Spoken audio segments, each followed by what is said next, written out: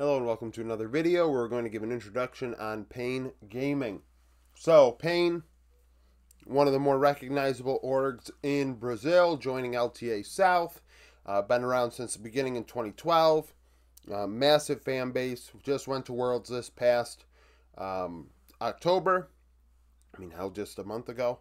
And, got to the main event, right? We're able to overcome the odds, surprise everybody, and get to the main event, and that's a massive deal.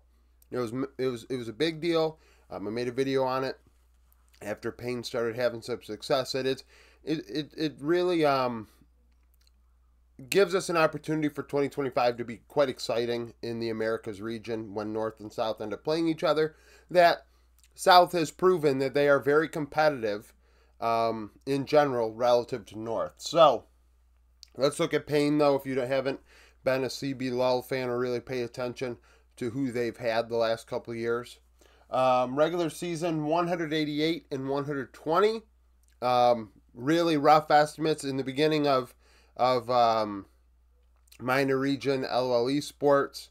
It's really hard to track things. I did not include any IEMs in here because I don't really recognize IEMs as anything, or IWTCs.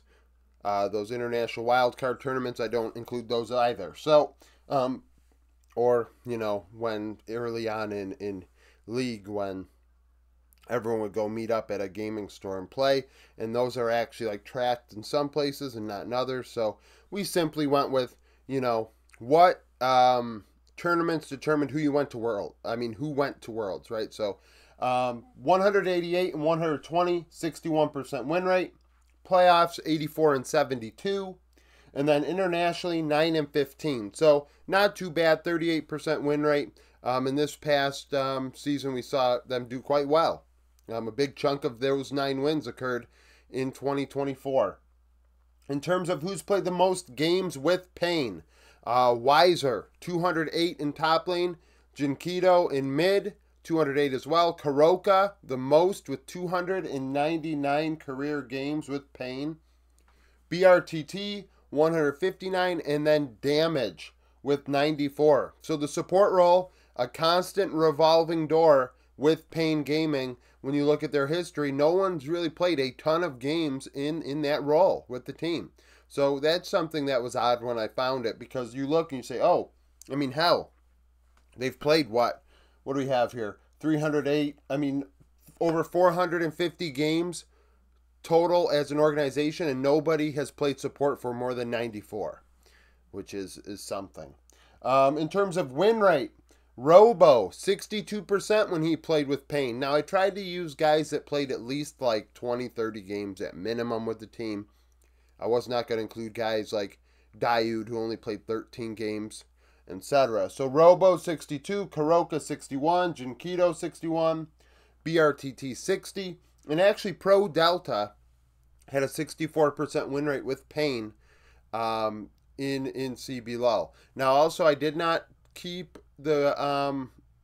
include these two splits here. So let's talk about finishes. This organization has been at the bottom and at the top. So 3 championships since 2015, and there's been 20 opportunities. So 3 championships out of the last 20, 7 runner-up finishes, 4 third places, a 5th, 2 sixths, an 8th, and then also 2 splits where they were relegated. So Brazil doing relegations in the late 2010s, Pain actually were in tier 2 of the Brazilian ecosystem, which is honestly the biggest surprise I had looking at this team. Like, I was going through these numbers and trying to figure out stats for these players and win rates and things like that, and then I come across, like, what's going on here? There's a couple splits that I'm having trouble accessing stats for. It's because actually Pain were very bad in late 2018, early 2019. They were terrible. And they couldn't even get out of the regional. It took 2 tries to get out, And also, we want to keep in mind, this does not include regular season. This is playoff results. They could have won a regular season split going, 14-0 or something. I'm not going to include that. It depends how you finish in the playoffs. Regular season only helps you with seeding. So, you know, an organization that's went from the top to the bottom and back to the top again, and we'll see how they do this upcoming season. I mean, you know, this roster that they had this past Worlds was interesting, of course. Cheaton and Curry in bot lane making some big differences for the team. Um, Weiser having some pop off moments in top lane. Now, Kuroka and Jinkido left a little bit to be desired, especially Jinkido. The meta was not his by any means. Good thing Syndra was not anything more than it was, because it would have been. I don't think Payne would have gotten out of play-ins if that was the case. But um, you know, a team that has a lot of support. It has a lot of support, and going into this season, I expect them to continue to have that support from their fans, and also who knows how many new fans they made at Worlds, because that's another thing we don't really think about. You know, um, Cheaton getting up out of his chair and like getting real emotional in that moment. Like I've said it before, that's something that sticks out to me because it's something I value from my FPS background.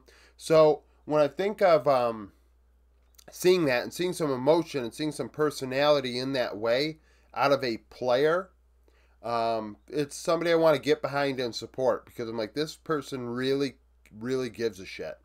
And you know, I don't know how many new people saw that for the first time. We're like, you know what, that vibes with me more than the, you know, tempered, almost like, I don't want to say stoic, but just like level headedness that we see out of a lot of players. Like they just kind of sip their cup of coffee and keep going.